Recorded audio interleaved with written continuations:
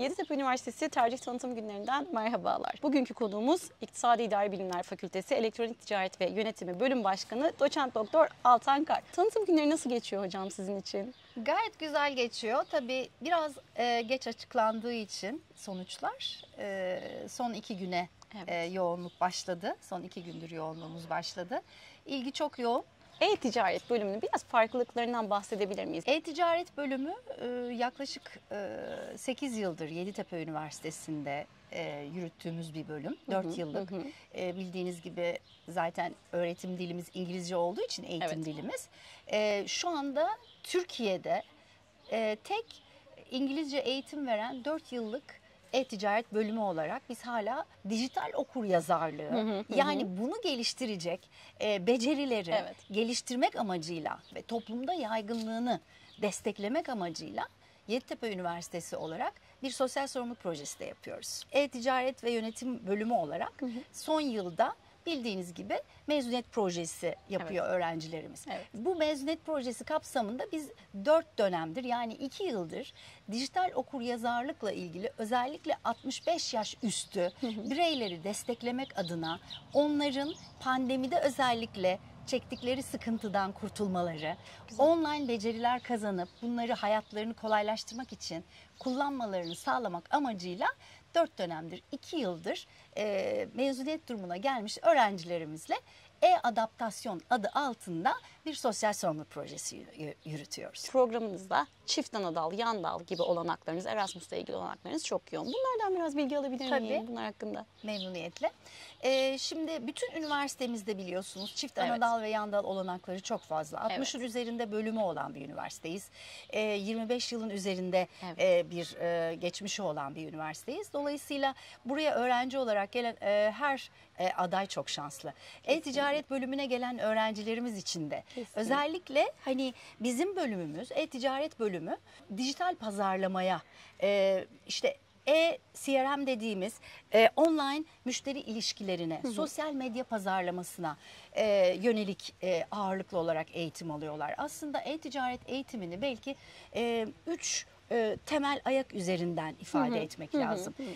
Bir kere bilişimle ilgili becerilerini geliştiriyoruz. Yani web tasarımı, web programlaması, yazılım dilleri gibi bu becerileri elde ediyorlar. Yani bilişim teknolojileri alanında beceriler elde ediyorlar. Bu bir ayağımız. Tabii ki. Diğer önemli bir ayağımız az önce söylediğim gibi dijital pazarlama, sosyal medya pazarlaması, online müşteri ilişkileri, SEO dediğimiz çok önemli bir şey, arama motoru optimizasyonu. Yani otomatik olarak siz Google'da bir şey aradığınız zaman, bir kelime yazdığınız zaman onunla ilgili sitelerin en üste gelmesiyle ilgili bu mantığı yani SEO ya da SEM dediğimiz arama motoru pazarlaması öğreniyorlar. Bizim öğrencilerimizin dersleri özellikle laboratuvar ortamında %80'i piyasada, sektörde kullanılan programların buradaki simülasyonları üzerinden eğitim alıyorlar. Dolayısıyla da öğrencilerimiz, kimi derslerimiz de markalıdır. Mesela Salesforce dünyanın en tanınmış eCRM firmasıdır. Bizim 14 haftalık programımızda Salesforce firmasının yetkilileri dersi verirler. Böyle bir markalı dersimiz var. Dolayısıyla da bu dersi alan öğrenci hem Türkiye'de hem uluslararası düzeyde bu beceriye sahip oluyor, bu belgeye sahip oluyor ve dünyanın her yerinde bu yazılımı kullanarak online müşteri ilişkileri yetkilisi olabiliyor. Bir sertifika da alıyor o zaman bu durumda dediğiniz gibi. Sınavları var. Sınavları var. O sınava girince belli belgelerle bunları uluslararası düzeyde bir yetkinliğe çıkarabiliyorlar. Üçüncü ayağımız tahmin edersiniz ki bu işin dağıtımı. Yani e-ticaret dediği zaman lojistik çok önemli. E-lojistik çok önemli. Bugün akıllı teknolojilerle, yapay zeka teknolojileriyle yönetilen depolardan, dağıtım sistemlerinden bahsediyoruz. Dolayısıyla yine bunlar da simülasyon ortamında öğrencilerimize dijital depolama, akıllı teknolojilerle dağıtım gibi bizim derslerimizle öğretiliyor ve burada simülasyonlarla öğretiliyor. Dolayısıyla 3 ayakta çok sağlam, gerçekten çok yüksek kalitede ve piyasanın aradığı, istediği özelliklere çok hazır bir biçimde zaten stajlarla, serbest gönüllü stajlarla, Erasmus programıyla mesela yurt dışında kendilerini sınama imkanları oluyor. Evet, çok önemli. Bunu da ayrıca olmazsa bahsedelim. Dolayısıyla da mezun olduklarında bizim öğrencimiz zaten hani bu sektörün dili İngilizce. Eğer İngilizce eğitim almazsanız Kesinlikle. çok büyük eksiklik çekersiniz. IT dediğiniz zaman, dijital dediğiniz zaman İngilizce ile bu terminolojiye hakim olmazsanız çok zorluk çekersiniz. Evet. Dolayısıyla da öğrencilerimiz bu anlamda çok donanımlı hazırlanıyorlar. Çoğu staj yaptıkları firmalar tarafından hemen istihdam ediliyorlar. Aslında konuyu da ben tam oraya getirecektim hocam. Peki öğrencilerimizle sanayi işbirliklerinden, stajdan bahsettik. Bunun haricinde sanayi işbirliklerinden biraz daha bahseder misiniz? Çünkü çok önemli. Yani ticaret alanından bahsediyoruz. Elbette. Çok önemli bir konu. Elbette. Şimdi sanayi dediniz, e-ticaret sektöründe çok büyük yerli şirketler var biliyorsunuz, evet, ama evet, günümüzde artık hani marka söylemek istemiyorum ama Nasdaq borsasına evet, girmiş Türk e-ticaret firmalarından evet, bahsediyoruz. Yani dünya çapında özellikle Avrupa'da, Amerika'da, Asya'da işte Arap ülkelerinde çok yoğun bir biçimde Türk e-ticaret firmalarının girişimlerini evet, görmeniz mümkün. Büyük bir yatırım alanı aslına baktığınızda.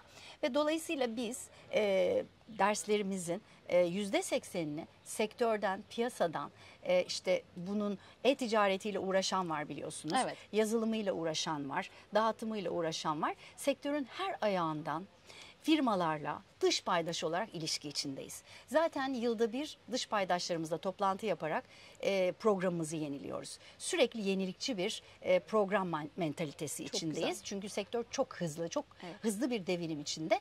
Öğrencilerimizin de bu çok hızlı değişen sektörün gerekliliklerine, taleplerine uygun bir şekilde eğitim alabilmeleri için biz sektör profesyonelleriyle çok iç içe oluyoruz. Derslerimize giren mesela büyük bir dijital reklam ajansının CEO'su bizim dersimize giriyor. 14 hafta boyunca bir şey unuttuk. Online satış çok önemli. Kesinlikle, yine bunu da kesinlikle, bilgisayar programları üzerinden öğreniyorlar. Ve bizim şu anda online satışımızı veren hocalarımız da sektörde hem görev yapıyorlar hem burada öğretim üyesi olarak çalışıyorlar. Dolayısıyla bizim gibi çok uygulama şanslı, bazlı bir bölümün sektör ilişkisi olmadan yönetilmesi kesinlikle mümkün değil. Peki hocam, bu sektörlerden bahsetmişken öğrencilerimiz, hani biraz istatistiksel konuşalım. Mezunlarımız hangi sektörlerde daha yoğun? Şimdi ticaret her sektörde var. Evet. Hani evet, hangi sektörde daha yoğun acaba, rahatlıkla en azından iş evet, bulabiliyorlar? Biraz ondan da bahsedersek tabii, çok sevinirim. Şimdi mezunlarımızla biz geçen gün burada mezun buluşması toplantımızı yaptık. Evet hocam. Çok güzel bir toplantıydı. Biz tabii yeni bir bölümüz. 4 yıldır mezun veriyoruz. Aşağı yukarı 50'ye yakın mezunumuz var. Onlar arasından bir 20-25 tanesi geldi. Tabii İstanbul dışında olanlar da göz önünde tabii, bulundurulduğunda fena bir rakam değil. %50'si geldi. Sağ olsunlar. Çok güzel yerlere gelmişler. Şöyle söyleyeyim. Bir kere özellikle dijital pazarlama, sosyal medya uzmanlığı, elektronik müşteri ilişkileri, yani online müşteri ilişkileri yöneticiliği, içerik yöneticisi. Bak, öğrencilerimiz yeni mezun olduklarında elbette stajla evet, veya kendi girişimleriyle biraz deneyimli oluyorlar. Ama sonra sektöre girdiklerinde biz işte birkaç sene içinde onların senior pozisyonlara geldiğini evet, gördük. Bunlar çok önemli başarılar. Evet. Ve özellikle de sosyal medya pazarlamasında, online satışta, dijital pazarlamada, online müşteri ilişkilerinde çok güzel çalışmalar ve pozisyonlarda çalışıyorlar çocuklar. Bir de ayrıca şunu söyleyeyim size. Web içerik üreticisi, kesinlikle, bakın content management denilen alanda o kadar çok istihdam ihtiyacı evet, var ki. Evet. Yani öğrencilerimiz, özellikle adaylarımıza sesleniyorum ben buradan. Bir şekilde istihdam amaçlı işte headhunter dediğimiz evet, çalışan arama işini yapan ajansların girin sitelerine bakın. Oralarda yeni çok yeni nesil meslekler var. Bu mesleklerin içinde de en çok IT ile ilişkili, evet, e-ticaret alanı ile ilişkili çok yeni meslekler göreceksiniz. SEO uzmanı, yani SEO uzmanı, web içerik yöneticisi, işte web tasarım uzmanı, sosyal medya uzmanı gibi çok yeni nesil meslekleri göreceksiniz. Ve bunları biz burada 4 yıl boyunca, az önce söylediğim gibi teorik ama yoğunlukla da laboratuvar ortamında simülasyonlarla, programlarla, sektörde kullanılan software'lerle öğretiyoruz. Dolayısıyla şu anda sektörde biz çok gurur duyarak söylemem lazım, öğrencilerimizin iş bulamayanı yok. Çok güzel bir İşler çıktı bizi işte. arıyor. Bu gerçekten çok güzel bir Gerçekten çıktı. Evet. bunu açıkça söyleyeyim. Bizle çok sık şirketler arayıp mezun istiyorlar, stajyer istiyorlar ve biz yetişemiyoruz sektörün talebine. Ben bir daha okumak istedim hocam şu an bölümümüz. Buyurun. Ben de Çok gelmek seviniriz. istedim. Çok seviniriz. Buyurun. Gerçekten doğru. Çünkü şu anki günümüzde bu meslek çok önemli bir yerde. Yani bütün adaylarımız için konuşuyorum. Bir de size bir sorum daha var. Son bir Buyurun. sorum var hocam. Tabii. Peki tercih yapacak olan öğrencilerimiz, e-ticaret alanını seçmek isteyen öğrencilerimize tavsiyeleriniz nelerdir? Evet. Ne tavsiye edersiniz? Buraya gelirken neyin bilincinde olması gerekiyor öğrencilerimiz? Evet. Şimdi tavsiyem şu. Bir kere bilgisayarı seviyor olmaları lazım. Kesin. Yani bilişim teknolojileriyle ve internetle iş yapacaklar. Sayılarla iş yapacaklar. Bizim e-ticaret dediğimiz zaman bugün dünyada yeni petrol denilen data var artık, big data var. Evet. Yani büyük datanın ve data analisti dediğimiz, data miner dediğimiz Evet. veri madenciliği Veri uzmanlığı. günümüzün en önemli konularından Kesinlikle. biri budur. Ve dolayısıyla da bir kere veri sevecekler, bilgisayar sevecekler, bilgisayar üzerinden online çalışmayı sevecekler ve yeni gelişen trendleri sürekli izleyerek kendilerini yenileyecekler. E-ticaret bölümüne gelen öğrenci sayıdan, veriden eşit ağırlıkla gelecekler zaten. Kaçmayacak ama korkmayın da. Çok güzel mesleki dersler var. Çok sosyal olarak kendinizi geliştirebileceğiniz alanlar da var. Bu ikisini birlikte düşünerek gelmelerini tavsiye ediyorum. Bir de lütfen yeni gelişen alanlara bakın. Herkes bugün işte yapay zekadan bahsediyor, Evet. büyük veriden bahsediyor.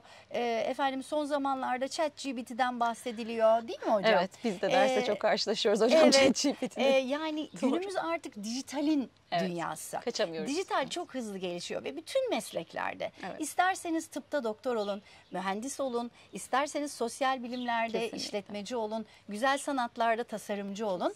Herkesin kendisini, ürününü veya işte ortaya çıkan kendini ifade ettiği veya işte ekmek parasını kazandığı diyelim ürününü dijital üzerinden görselleştirmek Evet. ve orada var etmek önemli. gibi bir zorunluluğu var artık. Yani dijitale entegre olmuş durumdayız. Ben geride durayım, ürünüm kendini tanısın olmuyor artık. Olmuyor. İnsan, tabii ki Olmuyor. marketing çok önemli Yani bu kapsamda. artık insanlar her şeyi Google'dan arıyorlar biliyorsunuz. Kesinlikle. YouTube'dan arıyorlar. Dolayısıyla da biz dijitalde görünür olmak zorundayız. İşiniz, mesleğiniz ne olursa olsun. Kesinlikle. O zaman yani eğer siz dijital sistemlerden, platformlardan bir şekilde meslek seçiyorsanız ki e-ticaret bunun en diyelim ki gelişmiş olarak size becerilerini sağlayan bölümlerden bir tanesi.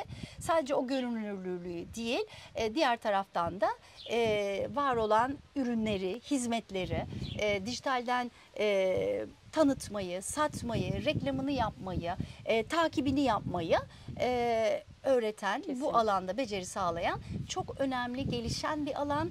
İşsiz kalacağım diye asla endişelenmeyin. Gerçekten şirketler bu bölümden mezunları dört gözle bekliyor.